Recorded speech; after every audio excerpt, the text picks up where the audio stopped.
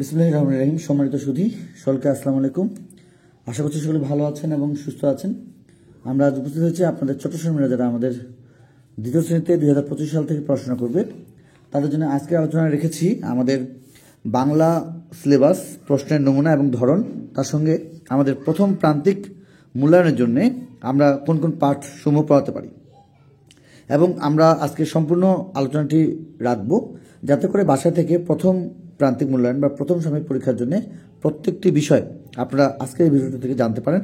এই কারণে অবশ্যই কোথাও না টেনে কেউ সম্পূর্ণ বিষয়টি দেখবেন এবং প্রয়োজন হলে অবশ্যই আমাদের চ্যানেলটি সাবস্ক্রাইব করে নেবেন পরবর্তী আপডেট পাওয়ার জন্য।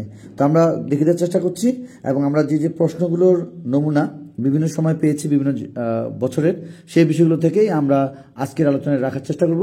আশা করছি আমরা প্রথম থেকে শেষ পর্যন্ত ভিডিওতে সময় দেব।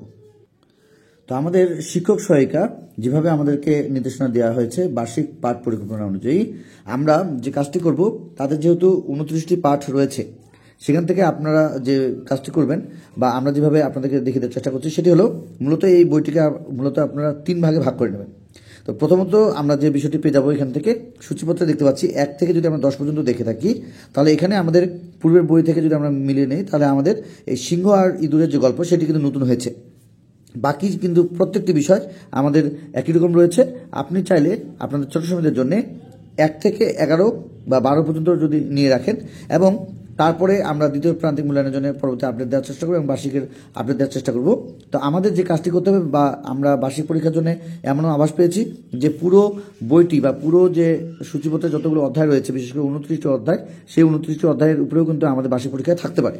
তো আমরা মূলত যে প্রথম প্রান্তিকের জন্য বা প্রথম সাময়িকের জন্য আমরা 1 থেকে 12 অধ্যায় পর্যন্ত আপাতত নেওয়ার চেষ্টা করব।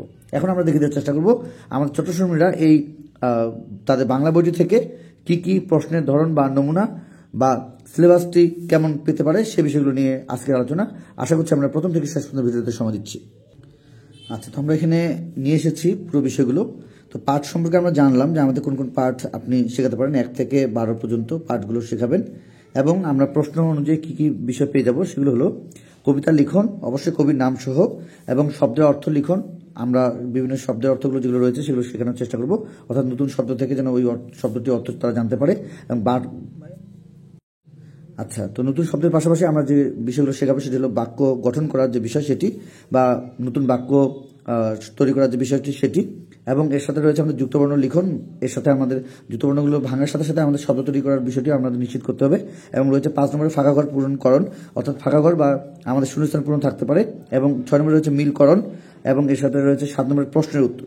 রয়েছে 8 নম্বরের বিপরীত অর্থ বা বিপরীত শব্দ লেখার যে বিষয় সেটি, এবং 9 নম্বরে রয়েছে সাজিয়ে লিখো। সাজিয়ে লিখোর ক্ষেত্রে আমরা অবশ্যই আমাদের ছোট সময়দের বর্ণ এবং শব্দ এবং বাক্যের প্রয়োগ শেখানোর চেষ্টা করব। 10 নম্বরে রয়েছে আগের পরের চরণ, অর্থাৎ এটি কবিতা থেকে আসবে। এরপর রয়েছে আমাদের 11 নম্বরে সত্য মিথ্যা নির্ণয় করো, এই বিষয়টি, এবং আমাদের 12 নম্বরে রয়েছে বিরাম চিহ্ন। প্রত্যেকটি পাঠ শেষে আমরা আমাদের ছোট সময়দের বিরাম চিহ্নের উপরে একটু ক্লাস টেস্ট বা পরীক্ষা নেওয়ার যে বিষয় সেটি একটু খেয়াল করবো যাতে করে তারা এগুলো পেরে যায়।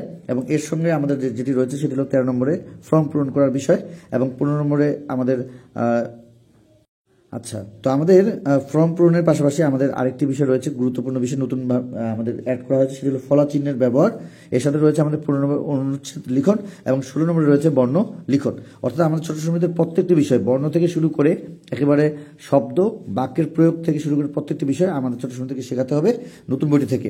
এবং আমাদের যে পাঠগুলো রয়েছে সেই পাঠগুলো থেকে অবশ্যই আমরা চেষ্টা করবো আমাদের ছোট সময় নতুন নতুন বিষয়গুলো আপডেট দেওয়া এবং প্রশ্নপত্র তৈরি করার যে বিষয়টি সেটিও আমরা দেখে দেওয়ার চেষ্টা করবো যাতে করে আপনার বাসা থেকে এই ধরনের বিষয়গুলো শেখাতে পারেন।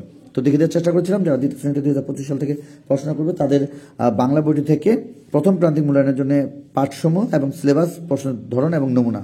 আশা করছি আজকে ভিডিওটি ভালো লেগেছে। যদি আজকে ভিডিওটি ভালো লেগে থাকে, নতুন পুরনো যারা রয়েছেন সকলে অবশ্যই একটি লাইক দেবেন, এবং যারা নতুন রয়েছেন অবশ্যই চ্যানেলটি সাবস্ক্রাইব করবেন পরবর্তী আপডেট পাওয়ার জন্য। তো আজকে পর্যন্ত সকলে সুস্বাস্থ্য কামনা করে, আপনাদের ছোট সময়দের সুস্বাস্থ্য কামনা করে আজকের মতো বিদায় নিচ্ছি। খোদা হাফেজ।